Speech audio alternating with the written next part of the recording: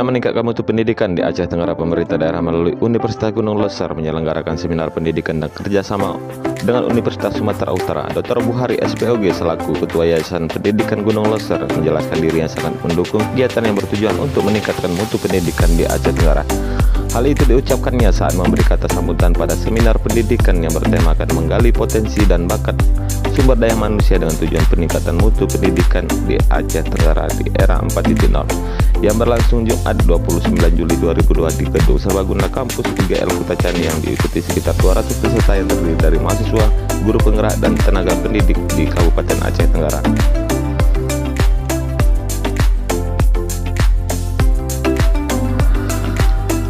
Pembicara dalam seminar tersebut yaitu Dr. Insinyur Satya Negara Lubis MEC selaku Kepala Prodi S2 dan S3 Universitas Sumatera Utara, kemudian Rektor UGL Indra Utama, dan Kepala Dinas Pendidikan Kabupaten Aceh Tenggara Zulkifli SPD MPD serta Ketua DPRK Kabupaten Aceh Tenggara Denny Febrian Roja di moderatori Masri Amin. Dr. Insinyur Satya Negara Lubis MEC dalam kesempatan itu mengingatkan kepada mahasiswa jangan hanya berpikir yang sedang terjadi, tetapi harus berpikir apa yang akan terjadi, dan jangan hanya melihat masalah tetapi harus bisa berpikir sebelum masalah ada. Dia juga berharap kerjasama antara UGL dan USU dapat meningkatkan SDM yang ada di Aceh Tenggara.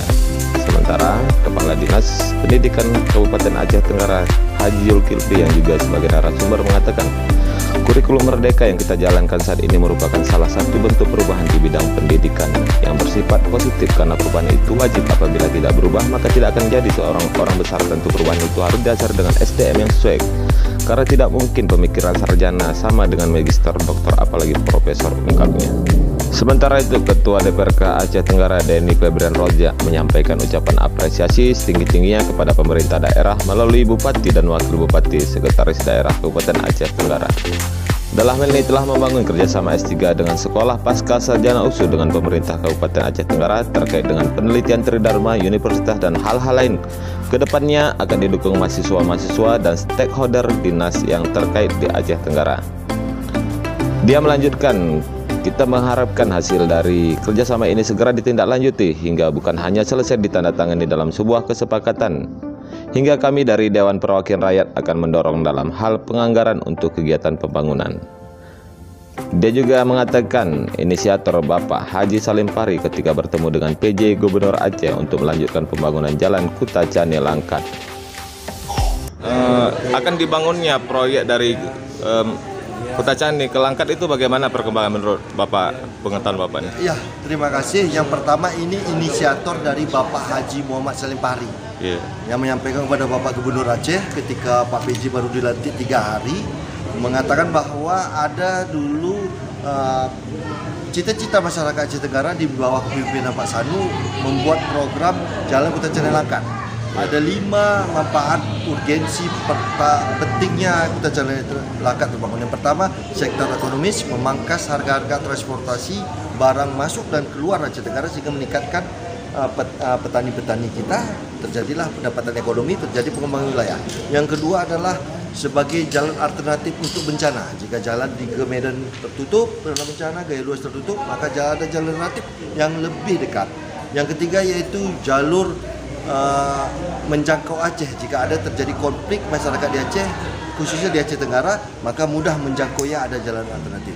Yang keempat yaitu tidak kalah penting yaitu di bidang kesehatan. Selama ini dengan jalur kita 6 jam yang begitu suram dan terjal, banyak nyawa melayang di masyarakat, sehingga dengan jalan ini hanya membutuhkan 2 jam, sehingga bersifat urgensi secara ilmiah akan lebih mudah.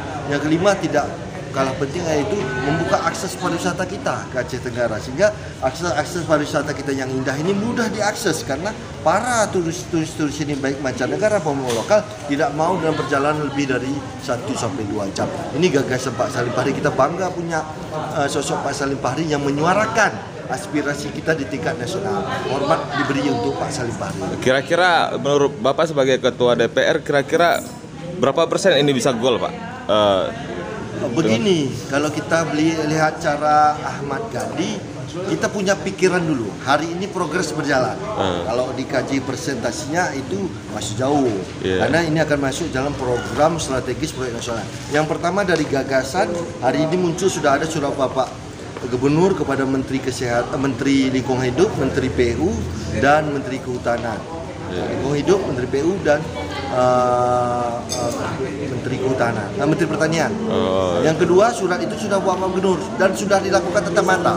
Bapak Menteri Lingkungan menyatakan terkait dengan lingkungan hidupnya, insya Allah akan kita bantu sesuai dengan ketentuan dan perundang-undang. Artinya ini berjalan. Jadi kita perlu semua mendorong agar kita bersatu agar ini proyek kebanggaan di zaman Pak PJ ini bisa mudah-mudahan terrealisasi. Minimal ada progres dari 0 sampai 30%. Oke, terima kasih Pak. Harap kerjasama ini merupakan wujud dari MOU yang sudah kita tantangani antara Universitas Gudloser dengan Universitas Sumatera Utara. Ke depan kita berharap ya kedatangan teman-teman dari USU ke UGL ini akan semakin tinggi lagi intensitasnya. Nah, kita berharap ya ahli-ahli yang ada di USU dapat memberikan ilmu pengetahuan kepada dosen-dosen yang ada di Aceh Tenggara ini. Nah, ini merupakan implementasi dari MOU yang sudah kita tantangani bersama.